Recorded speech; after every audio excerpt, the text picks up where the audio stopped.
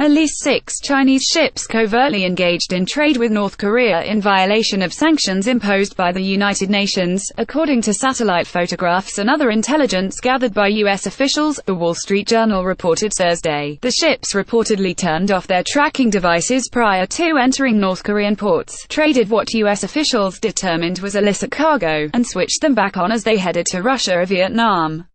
All 6 ships are owned and managed by Chinese companies or firms, according to an analysis of corporate and shipping records by The Wall Street Journal. China's foreign ministry told The Wall Street Journal that Beijing acts in full compliance with the UN sanctions, adding any measure taken by the United Nations Security Council should be based upon conclusive evidence and facts.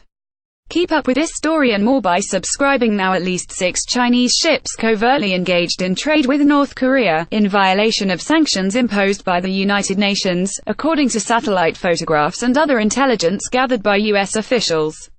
In the image above, President Donald Trump and China's President Xi Jinping attended a state dinner at the Great Hall of the People on November 9, 2017 in Beijing, China. Thomas Peter, Getty Images. The report comes a day after President Donald Trump accused Russia of not doing enough to help squeeze North Korea economically as part of the broader effort to pressure the rogue state to step away from its nuclear program. In doing so, Trump also somewhat complimented China on its efforts in this regard. At the White House on Wednesday, Trump said, "Russia is not helping us at all with North Korea. What China is helping us with, Russia is denting. In other words, Russia is making up for some of what China is doing," but the president has gone back and forth with his stance toward Beijing's relationship with North Korea. In late December, after reports surfaced that China had violated the UN sanctions, Trump tweeted, "Caught red-handed, very disappointed that China is allowing oil to go into North Korea.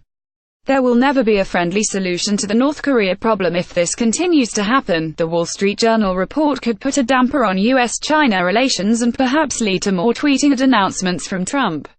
Newsweek reached out to the White House for a comment on the report, but did not hear back by the time of publication.